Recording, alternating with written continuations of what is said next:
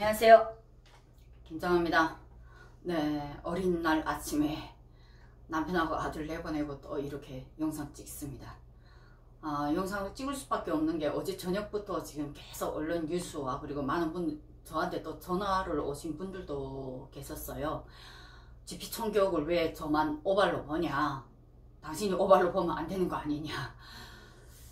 아침 뉴스에도 오직 GP 총격 그 사건 문제로 많은 언론이 다루는데, 이 문제에서 가장 많이 거론된 것이 장성택 처형대 고사총 발사다, 이거는 도발이다, 다양한 문제들이 많이 나오더라고요. 그래서 이 문제를 제가 왜 전 영상에서 오발로 봤는지 부분을 제가 분명히 다시 더 명확하게 제가 영상을 남길 필요가 있다고 생각해서 자료들 밤새 자지 않고 찾고 영상들 찾고 해가지고 제가 지금 오늘 아침 영상, 지금 현재 촬영하는 시간은 10시 30분입니다. 5월 5일 어린이날 10시 30분. 오늘 방송 주제는 탈북 요군 장교 GP 총격 사건을 우발로 보는 이유 5가지입니다. 네, 첫 번째 14.5mm 기관총 문제인데, 이 기관총이 두 종류입니다. 그 두 종류를 잘 아시게 되면 아마 이해하시는데 도움이 될 것 같습니다. 1941년도에 처음 소련 군대가 대전차 라이플용 탄환으로 말 그대로 장갑 차량이나 전차를 공격할 때 사용하는 탄입니다. 지금 이미지가 함께 올라와 있을 겁니다.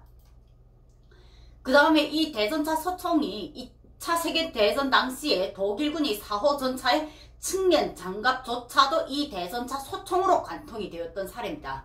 그리고 한국전 당시에도 M4 셔먼 전차의 측면 장갑차까지 관통시킨 게 바로 이 14.5mm 기관총입니다.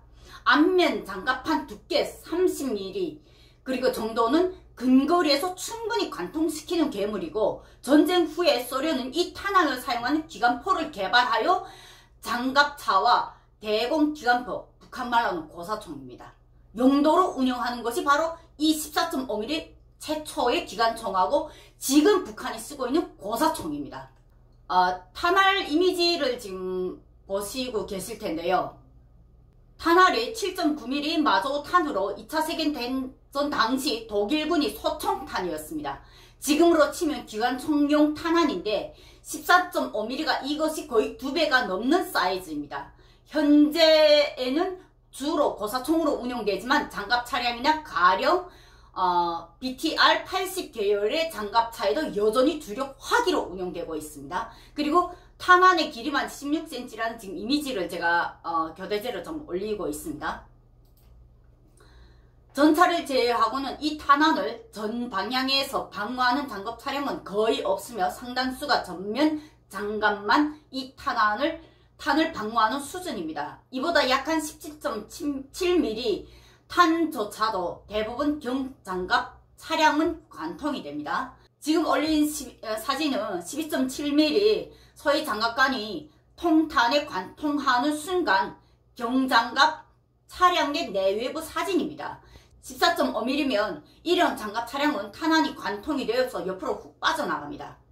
우리 군이 보유한 준기관총은 12.7mm이고 북한군이 이번에 우리에게 사용한 것은 14.5mm 구경 준기관총으로 위력이 훨씬 큽니다. 지금 우발이라고 주장하시는 분들이 실제 그분들이 주장대로 실제 고사기관총이 발사가 됐다면, 지금 영상을 이제 보여드리겠는데요.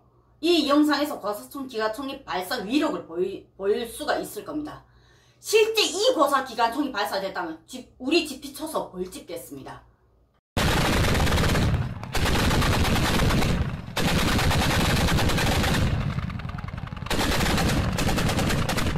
두 번째로 제가 이 사건을 우발로 보는 이유는 북한의 고사기관총, 지금 언론에서 주장하는 그 북한의 고사기관총이 이번 사건의 주력 화기였다면 그 화기는 야외에만 배치 가능한 무기라는 겁니다.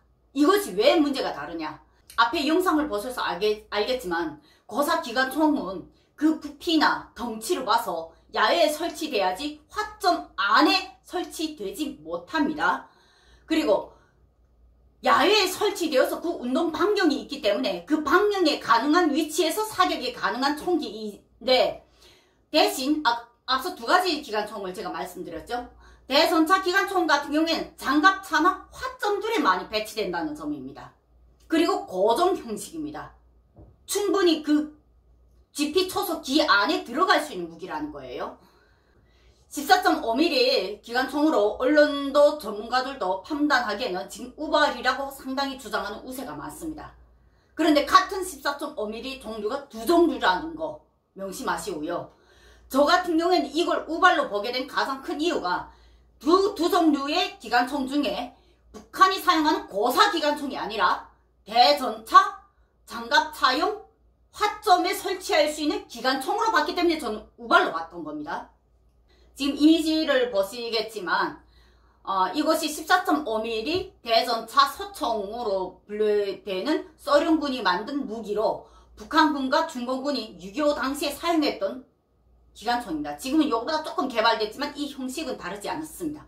그리고 그 다음 사진이 바로 지금 언론과 전문가분들이 주장하는 고사 기관총입니다. 북한 고사 기관총. 세 번째 제가 우발로 보는 가장 중요한 이유는 조준을 할 수 없는 북한 고사 기관총이라는 겁니다. 이자 보셨던 북한의 고사 기관총은 움직이는 목표를 맞추기 위해 움직이는 목표물 앞에 화망을 구성하기 위해 지향 사격을 하는 것이지 원거리 목표를 정확한 조준 사격을 하는 무기가 아니라는 겁니다. 이 부분 좀 명심해 주시기 바랍니다. 실제 북한 고사총 같은 경우에는 비행기가 날아갈 때 미리 앞에다가 물을 뿌리듯이 여러 발 동시에 발사해서 비행기가 날아가면서 맞히게 하는 것을 화망이라고 하는데, 이러한 전술로 해서 해안경비 부대들이나 모든 부대들의 고사총 부대가 가장 고지가 높은 곳에 설치되어 있습니다. 이유는 왜일까요? 비행기를 가장 맞히기 때문입니다. 그리고 그 높은 곳에서 목표물을 보여야 조준을 할 수 있습니다. 그런데 대전차 기관총 같은 경우에는 조준 사격이 가능합니다. 고사총 같은 경우에는 조준이 아니라 그 위치에 타격 중심에 근접해 해서 쏜다면 대전차 기관총은 조준이 가능한 겁니다. 고사 기관총이 조준이 가능한 무기였다면 지금 주장대로 우리 GP 초소에 맞는 게 맞을지도 모르지만, 왜? 고사 기관총을 고지 산 꼭대기다 놓고 위장을 했을 경우도 있겠죠. 그러나 조준을 하는 무기가 아니라는 게 가장 핵심이라는 겁니다. 대전차 기관총 같은 경우에는 조준 사격이 가능한 무기입니다. 2014년에 연천 대북전단을 향해 쏠 때 이미 우리 겪었다고 저는 생각합니다. 그래서 이번 사건이 제가 그렇게 먼저 번 방송에서 너무 가볍게 내가 방송한 거 아닌가, 조금 더 디테일하게 방송했더라면 이런 좀 자책감이 들더라고요. 2014년 당시에 대북전단을 날리는 탈북단체들의 그 대북전단을 향해서 북한이 고사기관총을 발사한 적이 있고, 그 탄피가 실제 연평도나 우리 측 지역으로 떨어진 사건이 발생됐습니다. 그때 그들이 하늘에다 공중에다 대고 목표물 주변에다가 그냥 발사를 했습니다. 실제 마친 거는 모르겠지만 그때 당시에는 우리 군이 분명히 도발이라고 판단을 했고 무기종도 정확히 분석했습니다. 그런데 이번에는 우리 국방부가 제대로 확정을 못한 것은 발사점의 윤곽이 보이지 않았기 때문이라고 저는 생각합니다. 실제 이 자료를 찾는 과정에 제가 온라인에 관심 있는 댓글을 하나 있어서 보았습니다. 그 댓글을 보게 되면 우리 측도 지난 기간 오발이 있었다는 사실을 우리가 알 수가 있습니다. 그 댓글을 제가 잠시 읽어드리겠는데요. 제가 군생활을 했던 철원에서 소대장의 실수로 N60 실탄 10여 발을 북측을 향해 오발한 적이 있습니다. GP나 GOP에서는 신병이 오면 소총수라도 자동 화기를 교육하는데 항상 옆에 실탄이 있다 보니 자칫 방심하여 실수를 하게 된 경우입니다. 북측도 그런 것이 아니었나 봅니다. 지난 기간 우리도 분명히 그런 오발 사고가 있기 때문에 같은 군 입장에서, 대치하는 입장에서는 북측이 오발했다고 더 유난을 떨거나 또 북측도 우리 측이 오발한 걸 알한 이상은 서로는 그걸 알기 때문에 지금 군 입장은 우발이다 라고 더 다른 발표를 안 하는 겁니다. 다음 네 번째로 제가 우발로 보게 된 네 번째 조건은 날씨 조건입니다. 사건 당일날 아침 기상청 날씨 예보에도 안개가 자욱이 끼었다고 했습니다. 왜 제가 이 날씨를 가지고 오발로 보게 됐는지를 말씀드린다면, 날씨 조건을 국방부가 발표할 때 상당히 강조해서 발표했습니다. 이것으로 우리는 무엇을 볼 수 있냐? 사전에 그날 아침 사건을 위해서 그들이 그 자리에서 조준을 하지 못했다는 걸 의미합니다. 안개가 낀 상황에서 조준이 되나요? 안 되잖아요. 할 수도 없어요, 조준을. 그렇다면 무엇이 가장 큰 조건이겠습니까? 그 날씨가 되기 이전에 사전에 항시적으로 조준이 돼 있던 무기라는 겁니다. 우리도 북측에 항상 무기를 조준하고 있습니다. 북측만 우리한테 조준한 게 아니라 지금 휴전이지 평화 시기가 아닙니다. 그래서 최전방은 항상 전시 상태입니다. 이러한 조건이 결국 사전 조준이 되어 있는 무기의 발사가 아니라는 부분이 결국 우발 사고로 제가 판단하게 된 또 다른 네 번째 조건이었습니다. 다섯 번째 조건 뭘까요? 네, 다섯 번째 조건, 전 우리 군을 믿고 싶습니다. 오랜 군인들이 우발적인 사고라고 판단하는 그들을 저는 믿고 싶습니다. 지금 이슈로 보면 군은 온통 바보들만 모여있는 거거든요. 대한민국 군을 다 바보로 평가한다고 속이 후련하십니까? 대한민국 군이 동네북도 아니고 지금 이슈대로라면 대한민국은 벌써 북한의 적화 통일이 된 지 100번 1000번이 넘습니다. 내가 대한민국 와서 만났던 군인들, 장군들, 훌륭하고 존경한 분들 너무나도 많았습니다. 그래서 저는 믿고 싶습니다. 내 가족의 안전을 맡긴 그들을 내가 믿지 않으면 내가 어떻게 대한민국 국민으로 대한민국 땅에서 편안히 살 수 있겠습니까? 발언하실 때 제발 좀 심중히 발언하십시오.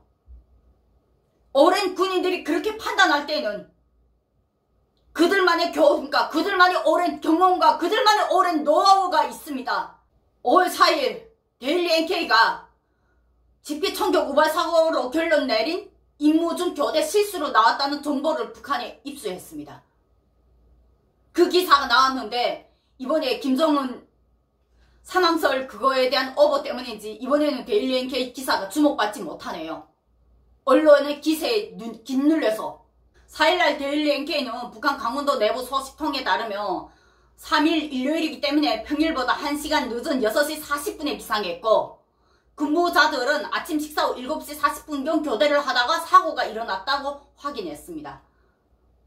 무기 및 총탄 상태를 인수인계하다가 총탄이 발사된 것입니다. 제가 지난번 방송 때 말했죠. 무기 교대 시간에 자주 일어나는 발생이라고. 소식통이 당시에 전한 내용은 명확한 의도는 없었고 임무 교대 과정에 일어난 단순 동작 미숙에 의한 사고였다면서 사고 직후 주위에서 초소 근무를 수행하며 자기 무기 전투 기술 기제에 정통하고 능숙히 다룰 줄 알아야 된다는 어긋난 지시가 내려왔다고 합니다. 사고였다면 어떻게 정확히 남만 초소를 맞출 수 있냐는 질문에 소식통이 전방 지역은 군부대 매뉴얼을 걸어냈습니다. 남측 목표물을 항시 총구를 맞춰놓고 있어야 한다는 지침이 있다면 때문에 아무리 지대가 낮고 안개 끼는 등 상황이 좋지 않아도 발사되면 맞을 수밖에 없는 것이라고 설명했습니다. 제가 지난 시간 말했죠. 조준되어 있는 무기이기 때문에 가능했다고. 해명 통지문을 발신하지 않은 이유에 대해서는 북한군 원칙을 꼬집었습니다. 적들에게 통지한다면 군인들에게 평화에 대한 환상을 줄 수 있다고 보면서 또한 빈틈을 남조선에게 보여주는 것이 될 수 있다는 우려도 작용한 것이다. 이 소식통이 한 말 중에 가장 의미 있는 게 적들에게는 있는 그대로 북한 초소 상태를 설명해 줄 필요는 없다는 내부 방침. 우발이든 도발이든 그들은 여기에서 얻는 게 있다고. 제가 지난 시간에 대남 전략으로 그들의 목적은 우발이든 도발이든 분명히 얻는 게 있다고 지난 방송 시간에 제가 분명히 말씀드렸습니다. 이번 총격 사건으로 북한의 침묵으로 얻는 몇 가지를 정리해본다면 김정은 유고설로 전세계를 주목받은 데 이어 집회 총격 사건으로 계속되는 북한의 핫 이슈는 그들이 원하는 주목을 계속 유지한다는 점입니다. 대북 제재 등 북한에 대한 대북 원조 문제를 해결하기 위해서는 지속적인 관심이 주목이 그들에겐 절실히 필요하기도 하죠. 단순 우발사고 하나로 대한민국 남남 갈등을 제대로 목적을 이룬 점도 그들이 얻는 또 한 가지입니다. 그래서 개인적으로 군사 부분만큼은 군사 전문가들이 특히 검증된 경험이 풍부한 군사 전문가들이 발언이 중심이 되어서 평가되어야 한다고 저는 생각합니다. 이번 우발살고를 통해 국방부 발표나 추가적인 디테일 증거 자료가 만약 나온다면 북한은 그들이 원하는 군사 정보를 얻는다는 또 다른 이득점이 있습니다. 그렇기 때문에 이것이 우발이다, 도발이다 굳이 표명을 안 한다는 겁니다. 니들 잘한다 하고 내버려 두는 겁니다. 북측의 답변이 없는 건 이번 일이 처음 아니잖아요. 북한 반응은, 무반응은 곧 대한민국의 남남 갈등이 고조되기를 바라기에 오발이라고 굳이 답변 안 하고 침묵하는 것입니다. 북한의 침묵이 길어질수록 우리 군은 국민들과 사회 여론의 지탄을 받는 것이 그들이 오발이더라도 결코 손해보는 일이 아니기 때문입니다. 군 관련 문제를 보고 싶은 시각으로만 보지 마시고 정치적인 판단으로만 한다면 그 피해는 고스란히 우리 국민에게 돌아올 것이라고 저는 생각합니다. 정말 오발이 아니고 단순 발사라 하더라도 북한은 제대로 남남 갈등의 대남 전략 목적을 이루었고 그 목표를 위해서 그들의 목적을 위해서 우리는 열심히 남남 갈등을 지금 우리 스스로 조장하고 있는 것입니다. 지금의 현 상황은 제일 답답한 게 뭔 줄 아십니까? 우리가 우리를 안 믿는다는 겁니다. 우리가 서로를 안 믿으면 결국 북한이 원하는 길로 갈 수밖에 없어요. 누구보다도 북한 정권에 대해서 비판이 강하게 하고 누구보다도 북한 군에 대해서 북한의 군사 전략에 대해서 김정은 대해서 그 체제에 대해서 누구보다도 비판을 강력하게 하는 저희가 왜 지금 이 자리에서 두돈 아닌 두돈이 되는 이런 방송을 할 수밖에 없습니까? 왜 그 상황을 만드세요? 아닌 건 아닌 거잖아요. 아닌 것도 억지로 뜯어 맞추기 시작하면 진짜 이슈를 우린 보지 못합니다. 한때 보수분들한테 제가 공격받은 적이 있죠. 탈북강수로 몰림받아서. 그때 정말 힘들었습니다. 누구보다도 북한에 대해서 격노하고 격분하고 그 체제에 대한 반기를 많이 들기 때문에 진보 진영에서는 제가 눈에 가실지도 모르죠. 그럼 제가 보수에 공격받습니다. 이 방송을 보고 마지막에 어떻게 평가를 하실지는 모르겠지만 그건 각자에 맡길게요. 제가 어떠한 정치적 발언을 안 하는 이유가 있습니다. 최대한 정치적 발언 저는 상가합니다. 왜? 북한 군사 문제를 많이 다루고 북한 군에 대한 발언을 많이 하는 제가 정치적 발언을 하면 할수록 그 발언이 정치적으로 평가되지 실제 군에 평가되지는 않기 때문입니다. 전 끝까지 정치적 발언 하고 싶지 않아요. 어떠한 정치권하고 전 맞물리시키고 싶지도 않고요. 김정은을 바라볼 때 정치적으로 바라보지 마세요. 아닌 건 아닙니다. 정말 지금 이 상황이 진짜 성질나고 진짜 짜증나지만 아닌 건 아닙니다. 우발인 걸 우린 우발로 봐야 되고 도발인 걸 우린 정확히 도발로 봐야 됩니다. 그러나 우발인데 우리가 도발이라 하면서 우리가 스스로 우리 군을 공격하는 사건은 결국 북한을 도와주는 꼴밖에 안 됩니다. 오늘 방송 여기까지 마치겠습니다. 감사합니다.